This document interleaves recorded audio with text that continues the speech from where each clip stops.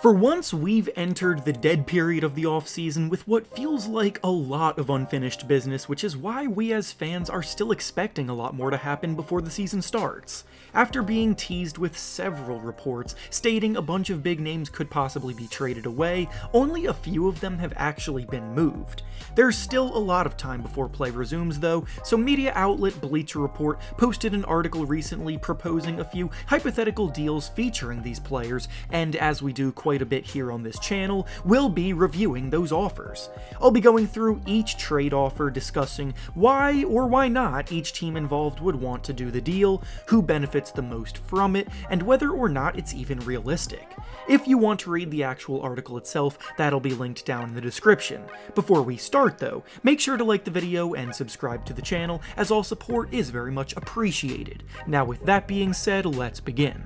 The first proposed trade from the article we'll be analyzing today is between the Utah Jazz and the Toronto Raptors, and in it the Raptors receive Donovan Mitchell in exchange for Gary Trent Jr., Precious Achiuwa, Khem Birch, and 3 first-round picks. With all of the big names finding themselves in trade rumors this offseason, there's a reason why the Raptors are always viewed as the dark horse to land them. They may not ever be the betting favorite or the team that these players necessarily are seeking out to go to, but they do have an intriguing set of assets at their disposal that would make for a tempting offer in the race to land them. Donovan Mitchell is obviously a player who has emerged as one of the best scorers in the league, but now with Rudy Gobert having been moved, he's possibly on his way out soon as well, if they're not able to remain competitive in a tough Western Conference. The Raptors exceeded expectations last season, making the playoffs as a 5 seed, and if they were to add another star to their lineup, they would be as good as anybody in the East, so you see the obvious reason for why they would look to make a deal like this.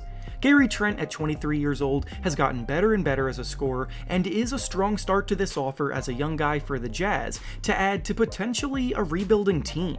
Precious Achiuwa took a massive leap as a defender and a perimeter shooter at the end of last season, and Khem Birch is a reliable bench big man that plays his role, so that plus 3 unprotected first-round picks would absolutely have the Jazz thinking the offer over. Mitchell isn't going anywhere for the time being, I don't think though, and if he does get traded, it'll more likely come closer to this season's trade deadline, but it wouldn't surprise me at all if the Raptors came calling with something close to this if it came to that.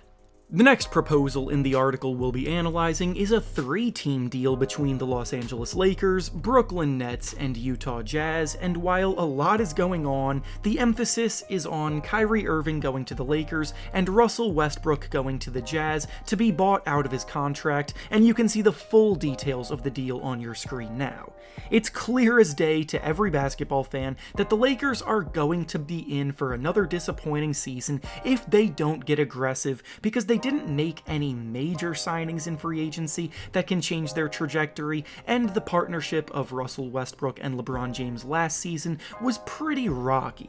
Getting a haul of Kyrie Irving, who already has an established championship-level rapport with LeBron, Patrick Beverley, who is a great locker room guy that you know will be competing harder than everyone else on the floor, and Rudy Gay, who can still score in bunches off the bench, would change things significantly for LA, and they'd be back in contention, but this deal is entirely reliant on outside forces. We just discussed a potential Donovan Mitchell trade last time, and I said there that Donovan Mitchell isn't going anywhere for the time being. This trade would only happen in the aftermath of a Donovan Mitchell trade, because it would mean that the Jazz are a rebuilding team and would be more willing to give up assets for draft picks and young guys. If Mitchell is still there, then the Jazz would never take on Russell Westbrook's contract and waste money buying him out of it, and they would have no other reason to take part in helping another Western Conference contender improve. So at this point in time, this is not a deal that I believe has a very good chance of happening.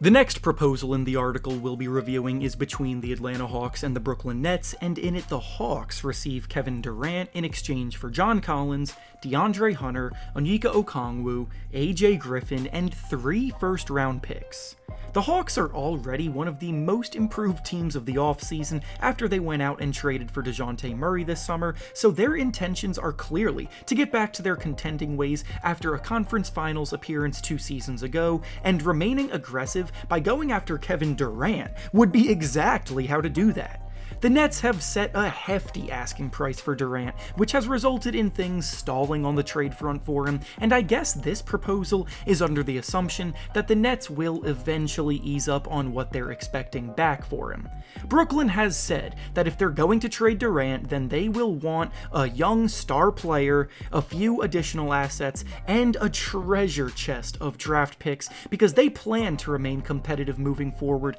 and do not want to tank. The Hawks only had to give up 3 first-round picks in the DeJounte Murray trade, so only 3 first-round picks being in this deal already feels somewhat weak by comparison, and essentially, this trade comes down to whether or not the Nets view John Collins as a star, because the rest of the deal includes some strong sweeteners. Collins is a very good player, but I just do not believe that he'll ever be a star in the NBA, and I doubt the Nets believe that either. Because this is Kevin Durant we're talking about, I do not believe that this will be the best offer that the Nets get for him, so I don't think I see this one going through.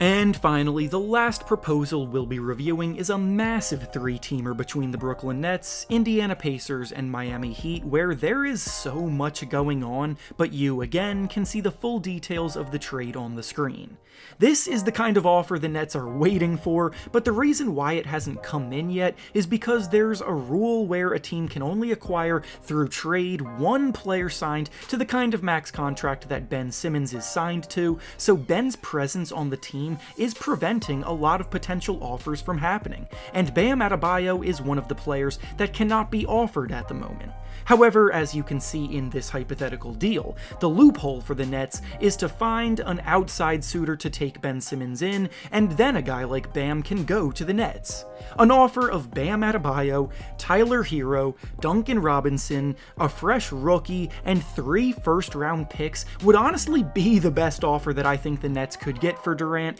and if that alone was the swap, then I think it would have already happened. But the part of this trade that gives me a little bit of hesitation is the Ben Simmons for Miles Turner swap between the Nets and the Pacers. Turner is another player that could be on the trade block, but the Pacers would only give him up for someone more suited for their rebuilding timeline. Ben Simmons, meanwhile, is the exact same age as Miles Turner, and Ben's fit alongside Tyrese Halliburton would be pretty clunky in theory, because Ben is more of a ball handler and not a floor spacer, while Turner is the team's defensive anchor that can run the 2-man game much more fluently with Halliburton and knock down threes. I don't think the Pacers necessarily want that swap, so while there's a lot to like about this deal for the Heat and the Nets, that's where I think things would fall apart.